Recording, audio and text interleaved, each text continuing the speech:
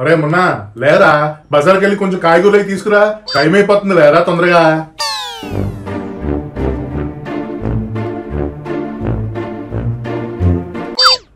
లేరా ఛీ అదవా, నిద్రపోతున్నాను లేపచ్చు కానీ నిద్రపోతున్నట్టు నటించడం లేపడం చాలా కష్టం.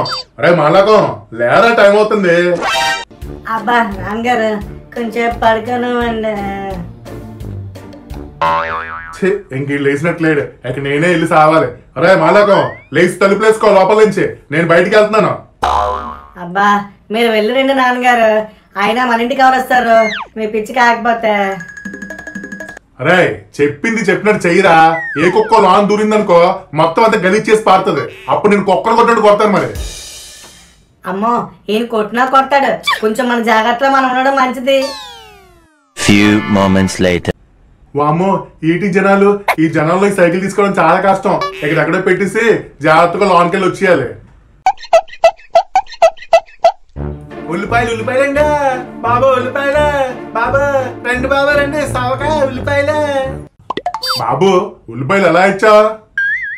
అయ్యగారు అందరికి తూకం వేసే ఇచ్చానండి, మీకు ఎలా కావాలి చెప్పండి, మీకు అలాగే ఇచ్చేస్తున్నా. ఏంటి తెంగర సమాధానం చెప్తున్నాడు, తెంగర కదవా. ఒరే బాబు తూకం వేసే ఇస్తారా అందులోను, ఇంతకీ ఎలా ఇచ్చావని అడుగుతున్నాను. అమ్మ బాబాయ్ అయ్యగారు కోపం వచ్చినట్టుంది, అయ్యగారు మీరు కొంచెం కోపడకండి. అరే నా బుర్ర దగ్గర బాబు, నీకు దండం పెడతాను, కేజీ అంతకిచ్చావు చెప్పు సావరా. అదేంటి అయ్యగారు, కేజీ అందరికి అంతకి ఇచ్చాను, మీకు అంతకే ఇస్తాను, ₹1 నాకేమో ఎక్కువ వద్దు. అరే మైదానం సరిగ్గా చెప్తావా శుభ్రం తడమంటావా? ఎలా ఇచ్చావో చెప్పరా అంటే అందరి గురించి నాకేందుకు చెప్తున్నావురా, ఏం కలతగా ఉందా? ఏంటండి అయ్యగారు మీరు ఇంట్లో ఏదో గొడవపడి వచ్చినట్టున్నారు, కోపం అంతా నా మీద చూపెడుతున్నారు, మీకు నేను కూరగాయలు అమ్మనండి, అటు వెళ్ళిపోండి. ఓడి అమ్మ, ఒరే తెల్లవారే నన్ను కాల్చుకు తినకరా, నీకు దండం పెడతాను రా, ముందు నాకు కావాల్సింది నాకు ఇచ్చి పంపించారా. లేదండి కాయగూరలని అమ్మేశాను, ఇప్పుడే ఆ హోటల్ వచ్చి అన్ని కొనుక్కుని వెళ్ళిపోయాడు, ఇక లేవు మీరు వెళ్ళిపోండి. వామ్మో ఇదేంటి పెళ్ళం మీద వెళ్ళినట్టు అడుగుతున్నా నా మీద. ఒరే నీకు దండం పెడతాను రా, నా సరుకులు నాకు ఇచ్చిరా, అవతల బోర్డు పనుందిరా నాకు. ఇప్పుడు మీకు అర్థమైందా అయ్యగారు, ప్రతిసారి మీరు వచ్చి పీస్ బారాలు ఆడితే మాకు అలాగే కాలుతుంది, ఎక్కడైనా పీస్ బారాలు ఆడడం మానేయండి, అప్పుడే మీకు కూరగాయలు నేను అమ్ముతాను. ఓర్నాయినో ఇదే రివెంజ్ రా బాబు. ఒరే ముందు నాకు అన్ని కేజీ చొప్పున ఇచ్చిరా, ఇంకెప్పుడు అలా చెయ్యలేరా.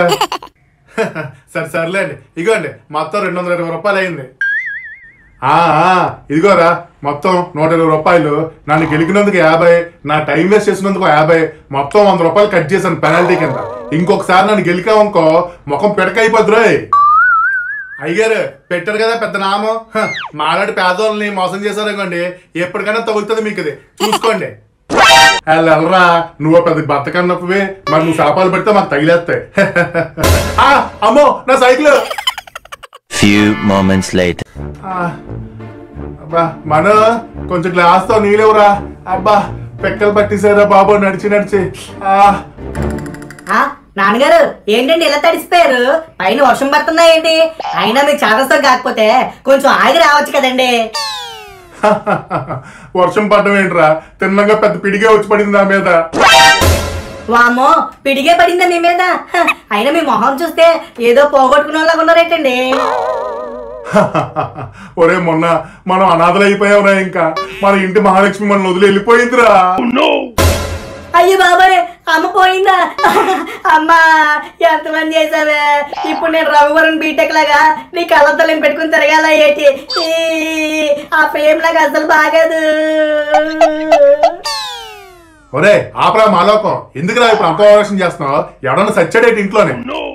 అదేంటండి మీరే కదా చెప్పారు ఇప్పుడు మన ఇంటి గృహలక్ష్మి పోయిందని, ఇంకెవరు? ఆ అమ్మాయి కదా మా గృహలక్ష్మి. అమ్మా అమ్మా మీ పసివానమ్మా. అరే ముందు నువ్వు ఆ రాగం ఆపపోయావు అనుకో, ఒళ్ళంతా దురదగుండా రాస్తాను, అప్పుడు తీరిపోతుంది సరదా. నాన్నగారు ఎంత మారిపోయారండి, అయినా మీరు రాత్తుకుండండి. అమ్మ చచ్చిపోయింది నేను బాధపడుతుంటే మీరేమో దోలగొండ రాస్తారా, ఎంత అన్యాయం అండి ఇది. బాబు చిట్టి పోయింది మీ అమ్మ కాదురా, మనం 30 ఏళ్ళ నుంచి దోచుకుంటున్న సైకిల్ రా, మన ఇంటి మహాలక్ష్మిరా, పోయిందిరా, ఇంక దొరకదు. ఏంటి సైకిల్ పోయిందా? ఆ మాట చెప్పరే, ఊరంతా సంబరాలు చేసుకోవాలి, దరిద్రం పోయిందా వాళ్ళ నుంచి. ఒరే ఏంట్రా వెటకారం? ఆ సైకిల్ లేకపోతే నేను ఫ్యాక్టరీకి ఎలా వెళ్తాను? ఇంట్లో పనులు ఎలా చేస్తాను? ఆహా దేవుడా, ఇన్నాళ్ళకి నా మొరాలకి ఇచ్చావా? ఈ వాళ్ళతో నాకు పట్టిన దరిద్రం వదిలిపోయింది. చాలా సంతోషంగా ఉంది. ఆహా, అంత వెటకారంగా ఉందేంట్రా? రేపటి నుంచి కాలేజీలు ఓపెన్ అవుతున్నాయి. అప్పుడు అయ్యగారు గాలిలో ఎగురుకుని వెళ్తారా? చూస్తాను అప్పుడు ఎలా వెళ్తావు. ఏం పర్లేదు, పాకురుకుని వెళ్తాను లేదా డేకురుకుని వెళ్తాను. అంతేగాని మీ సైకిల్ మీద మాత్రం నేను కాలేజీకి రానండి బాబు. మీరు చిన్నపిల్లలను కూర్చోబెట్టుకున్నట్టుగా ఆ ముందును కూర్చోబెట్టుకుంటారు. గతుకుల్లో నా పిల్లలన్నీ వాసిపోతున్నాయండి. అయినా అందరూ కాలేజీలో నన్ను చూసి నవ్వుతున్నారండి. అమ్మయ్య, ఈ వాళ్ళతో దరిద్రం పోయింది. ఒరే, ఆ సైకిల్ వల్ల ఎన్ని లాభాలు తెలుసా? పెట్రోల్ లేకుండా రూపాయి ఖర్చు లేకుండా మనం తీసుకెళ్తుందిరా. అలాగే మా జాకింగ్లు చేజింగ్లు లేకుండా కొవ్వంతా కరిగిస్తుందిరా. అలాంటి మహాలక్ష్మే పోయిందిరా మన దగ్గర నుంచి. ఆయన మీ పిచ్చి కాకపోతే దాన్ని మట్టుకు ఆడం సేపు భరిస్తాడు చెప్పండి. ఓ 2 రోజులు తొక్కుని ఎక్కడ తీసాడు మళ్ళీ అక్కడే పడేసి పారిపోతాడు. అవునా? ఎంత మంచి మాట చెప్పావురా. నిజంగా అలా జరిగితే బాగుండ్రా. ఒక పని చేయరా, మొన్న రోజు ఏదో టైంలో వెళ్ళి ఆ బజార్లో ఎత్తుకు ఎక్కడైనా వదిలేసి వెళ్ళిపోతారేమో చూద్దాం. సరిపోయింది. ఈయన పిచ్చి కాకపోతే ఈ పాటికి దాన్ని తీసుకెళ్ళినాడు ముక్కలు చేసి ఏ బఠానీలకో ఏ ఇనప మొక్కలకో అమ్మేసుకోడేటి. అమ్మా, బాబు, అయ్యా, ఎవరన్నా ఉన్నారా ఇంట్లో? ఒక్కసారి పైకి రండి బాబు. అమ్మా. వస్తున్నా వస్తున్నా.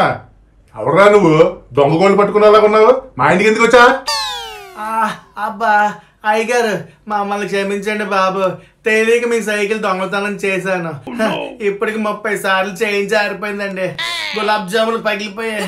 మా ఓడైతే ఏకం హాస్పిటల్లోనే జాయిన్ అయ్యాడు. అయ్యా, 5ో 10ో ఇప్పించండి బాబు. పిల్లలగాలను ఇగోండి, మీ దరిద్రాన్ని మీ దగ్గర వదిలేస్తున్నాం. ఇంకెప్పుడు మీ సైకిల్ ముట్టుకోండి బాబు. ఒరే మొన్న చూడరా, మన బుజ్జిముడు మన దగ్గరికి వచ్చింది. అమ్మ, నా మహాలక్ష్మి నన్ను వదిలిపెట్టదురా. చూడు, నిగడగలు ఆడిపోతుంది నల్లగా. అబ్బా చీదినమ్మ, రామేశ్వరం పైన శనేశ్వరం వదలనట్టు ఈ దరిద్రం మళ్ళీ ఇంటికి వచ్చి పడిందిరా బాబా.